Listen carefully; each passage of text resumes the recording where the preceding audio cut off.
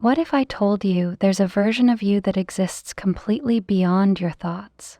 No inner voice, no mental chatter, no anxiety loops, judgments, or constant planning, just presence, pure awareness.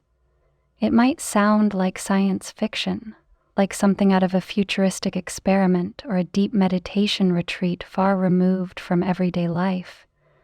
But the truth is, this version of you has always been here, quiet, undisturbed. In today's hyper-connected, overthinking world, we rarely stop to ask ourselves a simple but radical question.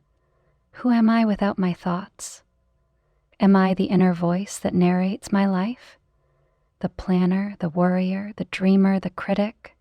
Or is there something more, something deeper, that exists beneath all the noise? At first, the idea feels unsettling, because if we're not our thoughts, then who are we? But perhaps this question doesn't need an answer. Perhaps it just needs space. Space to breathe, to feel, to observe. In this video, we're not here to debate or define. We're here to explore, gently, honestly, and with an open heart. We'll look at ancient teachings, modern insights, and most importantly, the direct experience of silence itself. You don't need to go anywhere. You don't need to become anyone. Just be here. And ask yourself, quietly, curiously, who are you without your thoughts? In the West, we've grown up with the idea that our thoughts define us. The phrase, "I think, therefore I am," is stitched into the very fabric of modern identity. From a young age, we're taught to sharpen the mind, control it, feed it knowledge, push it to solve, to analyze, to achieve.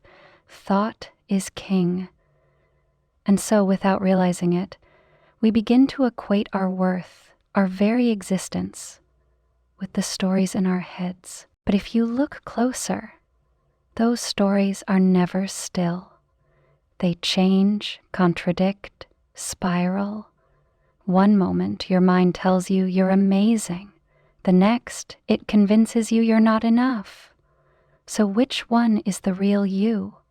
The praise? The self-doubt? Or neither? This is where Buddhist teachings begin to whisper something radically different.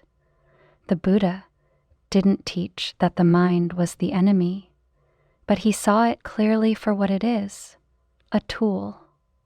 A powerful one, yes, but not the self, not the truth of who we are. He spoke of thoughts as impermanent formations, like clouds passing through a vast sky. They arise due to causes and conditions. They swirl, darken, brighten, and dissolve. But they are not the sky itself. The sky remains open, spacious, untouched, just like awareness. And this changes everything. Because if you are not your thoughts, then perhaps you are the one who is watching them, the quiet observer, the space that holds it all, not the chaos, but the calm beneath the chaos, not the story, but the silence before the story begins. Modern neuroscience, in a surprising harmony with ancient insight, is beginning to catch up. Scientists now talk about the default mode network, a part of the brain responsible for self-referential thinking. When it quiets down through meditation or deep flow states, people often report a sense of peace, of clarity, and of selflessness, not in a nihilistic way, but in a freeing one. So now we find ourselves between two worlds, one that says, "You are your mind," and another that gently asks, "What if you're not?" This is not about rejecting thought. It's about shifting where you live inside yourself, from identification to observation, from contraction to space. And when you make that shift, even just for a breath, something soft opens, a presence that doesn't need fixing or labeling, a quiet knowing that you are never just the noise in your head. You are always something deeper, something still, something free. A few years ago, I found myself in a place I never expected to be. Seated cross-legged on the floor of a silent retreat center in the middle of nowhere, with no phone, no books, no music, nothing but myself, my breath, and my mind. The first few days were brutal. Without distractions, I quickly realized how loud my inner world really was. Thoughts rushed in like a broken dam. Unfinished conversations, regrets, future plans, insecurities I didn't even know I had. It was like my mind, having lost all its usual toys, was now screaming just to be heard. Every hour felt like a day. I kept wondering, what am I even doing here? I wanted to reach for something, anything, to check a message, write a journal entry, distract myself with even the smallest task. But the rules were strict. No writing, no talking, no eye contact, just silence. By day 4, I was certain I had made a mistake. I thought about leaving, but something in me, maybe curiosity, maybe stubbornness, kept me there. And then, sometime around day 5 or 6, I woke up before dawn. The air was cold, the sky was still dark. I walked slowly toward the meditation hall, wrapped in a blanket, my breath visible in the morning light, and something shifted. There were no words in my head, no commentary, no rehearsing of what I'd say later. There was just this, the sound of gravel beneath my feet, the chill on my skin, the light beginning to break at the edge of the horizon. And in that moment, I wasn't trying to be present. I wasn't meditating. I wasn't doing anything special. I was simply aware of the silence, of the breath, of being. And it hit me, not as a thought, but as a felt truth. I am still here, even when my thoughts are not. That realization didn't come with fireworks. It came with stillness, a softness, like returning home after a long journey you didn't even know you were on. I wasn't gone. I was never gone. I had just been tangled in thought for so long I forgot the space that had always been holding me. It wasn't enlightenment. It wasn't transcendence. It was something far simpler and maybe even more sacred, a quiet moment of remembering. Imagine the mind as an ocean. On the surface it moves constantly, waves rising, crashing, calming, rising again. These waves are your thoughts, memories, worries, ideas, judgments, plans, hopes. They come and go, often without warning. Some are gentle, some turbulent, some pass quickly, others stay for hours, days, even years. And when we live only on the surface, we feel every single movement. Every wave becomes personal.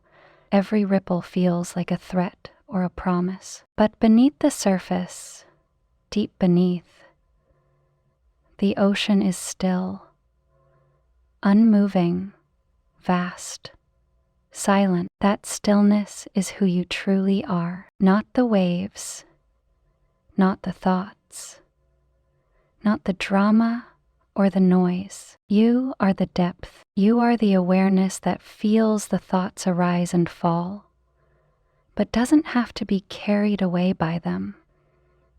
You are the part of you that can notice a thought.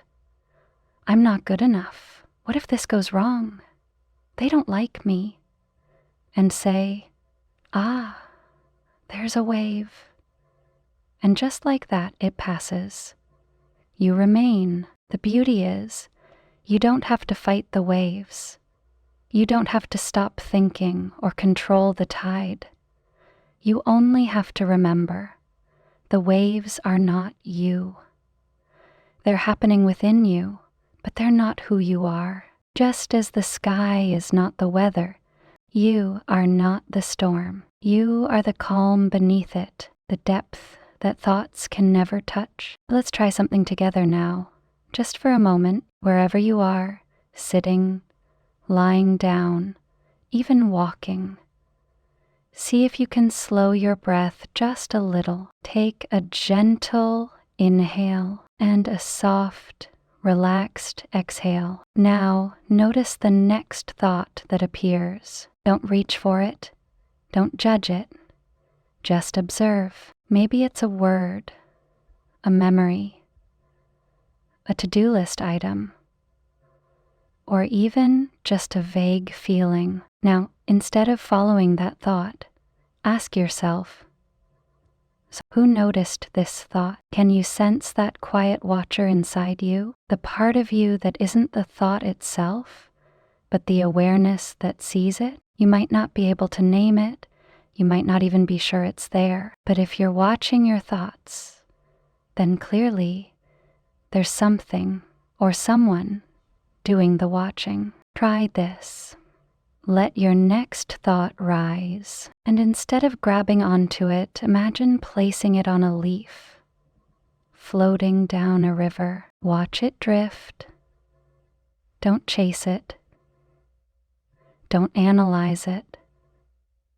Just let it go. And in the gap between thoughts, even if it's just a second, notice how peaceful that space feels.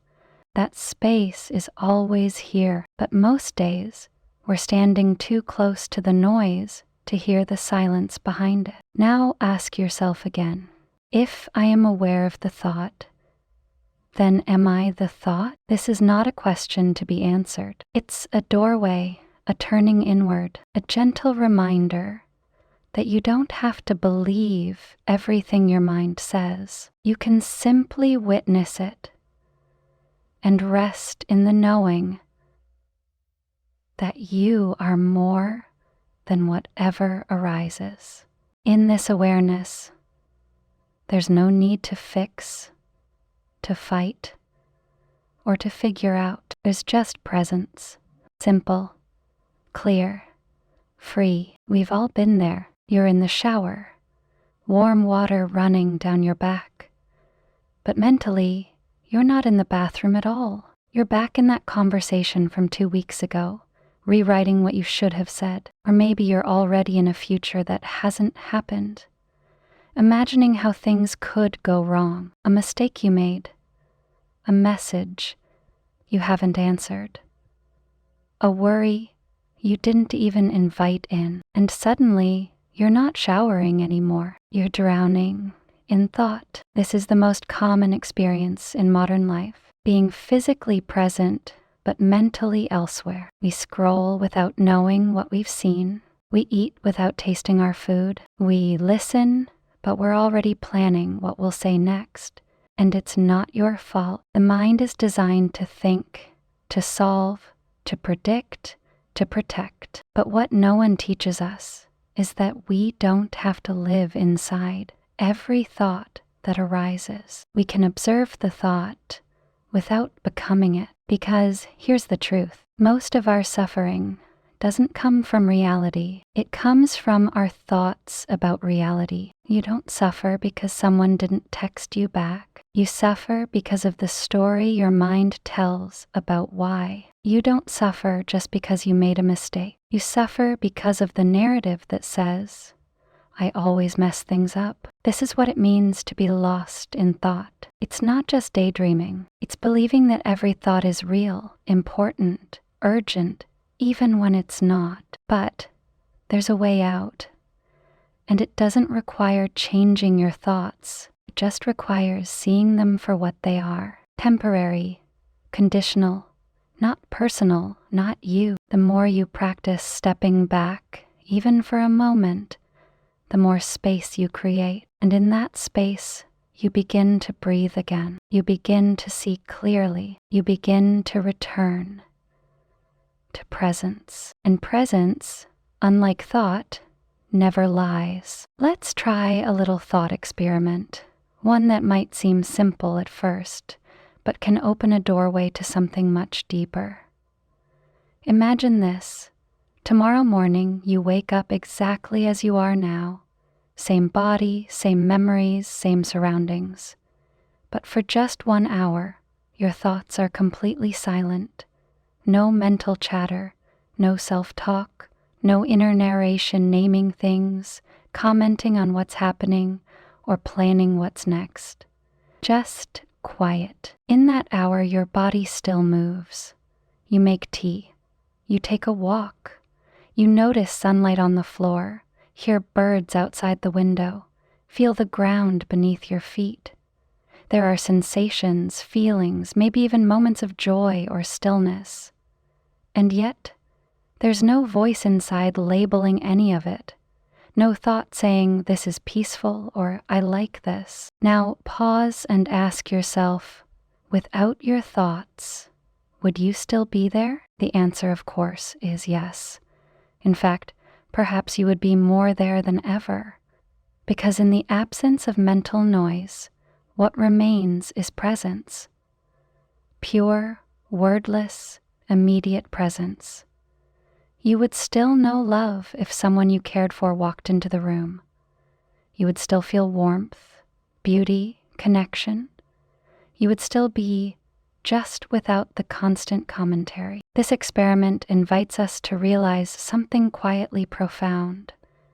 You don't need thoughts in order to exist. You don't need to narrate your life to live it.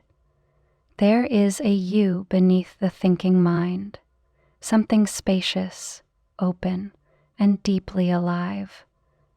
And maybe, just maybe, that silent version of you is the truest one. Here's something that might sound simple at first, but the more you sit with it, the more it unravels everything you thought you knew about yourself. If you can observe a thought, then you cannot be that thought. Take that in for a moment. If a thought appears, like, I'm not good enough, or what if everything goes wrong, and you can step back and notice that thought, then who is doing the noticing? The very fact that you can say, there's that thought again, means that there's a part of you that is separate from it, a part that is watching the mind, not caught inside it. Think of it this way. Your hand can't hold itself. Your eyes can't fully see themselves. And your true self, your deepest awareness, cannot be reduced to the fleeting content of your mind. The observer and the observed are never the same. So if you're not your thoughts, then who are you? This is the twist. Most of us go through life assuming the voice in our head is who we are. But the moment we become aware of that voice, we begin to realize, wait, if I can hear the voice, maybe I'm not the voice. Maybe I'm the space it's echoing in. And here's where things begin to open. Because if you are not the critical voice, the anxious loop, the endless replaying of old memories, then you are free from them. Not by force, not by fixing anything, but by remembering you were never the thought to begin with. You are the one who sees, the one who notices, the quiet presence that thoughts arise within, but never define. And once you start living from that space, even just a little, life begins to feel lighter, not because your thoughts disappear, but because you're no longer trapped inside them. Let's take a short moment to be still together. Nothing complicated, nothing mystical, just a quiet return to what's already here. If it feels safe for you, gently close your eyes, and if not, simply soften your gaze. Begin by noticing your breath, not changing it, just observing. Feel the air enter through your nose and leave through your mouth. Let your shoulders drop a little.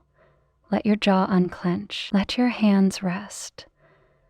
Allow yourself, for these next few minutes, to let go of any need to fix, achieve, or understand. Now bring your attention to the space of your mind. Like watching a clear sky, If a thought appears, simply notice it. You don't need to judge it or follow it. Just say to yourself softly, thinking, and return to the breath. Another thought may come. That's okay. Label it gently, thinking, and return again.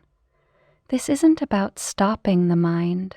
The mind will do what it does, but you are learning to rest in the space behind it. Imagine each thought as a ripple on a still lake. It forms, it moves, it fades, but beneath it, the water remains calm. Let yourself rest in that calmness now, not because you're trying hard, but because it's already there, always there, beneath the noise, beneath the rush. Stay here for a few more breaths. Just you, just breath, just being, and when you feel ready, open your eyes. No need to say anything, no need to get anything. Simply notice how it feels to be with yourself, without needing your thoughts to tell you who you are. So, who are you without your thought? Not as a philosophical question to analyze, but as something you've perhaps felt tonight, in a pause, in a breath, in the space between words. You are not the storm of your mind. You are the sky that holds it. You are not the voice that criticizes or worries. You are the quiet presence that hears it all and still remains. You don't have to force silence. You don't have to chase peace. You simply begin to notice that underneath all the doing, all the thinking, all the effort, there is a stillness that has never left you. And maybe, just maybe, this isn't something new you've learned. Maybe it's something old you've remembered, something you've always known somewhere deep beneath the noise. We spend so much of our lives trying to become better, smarter, calmer, more fulfilled. But sometimes the most sacred thing you can do is stop becoming and simply be. Sit in the presence of your own awareness. Rest in the knowing that you are not broken, not missing anything, not defined by every fleeting thought that passes through your mind. You are the one who notices, the one who listens, the one who has always been here. And if all you take from this is a little more space between you and your thoughts, that's more than enough. That space is where freedom begins. Not loud, not dramatic, but quietly, gently, like a soft light returning at the edge of dawn. So when life gets noisy again, as it will, maybe you'll remember this place, this pause, this breath. The silence isn't far away. It's never been. It's you. If something in this conversation touched you, even quietly, like a soft echo you can't quite name, I invite you to stay with it a little longer. Let it ripple. Let it breathe. You don't need to rush into the next thing. Maybe take a walk without your headphones. Sit by the window for a few minutes. Let the silence speak, even if it says nothing at all. And if this space felt like a kind of homecoming, you might want to continue exploring. There's another video I'd love to share with you. It's called You Are Not Your Mind: How to Find Peace in Pure Awareness. It picks up right where we're leaving off and goes even deeper into this mystery of presence. But no pressure, no algorithms here, no urgency, just an open invitation. You're welcome to come back to this space anytime you need. Sometimes we don't need more answers. We just need someone to sit in the quiet with us and remind us of what we already know. So take your time, breathe, and thank you, truly, for being here.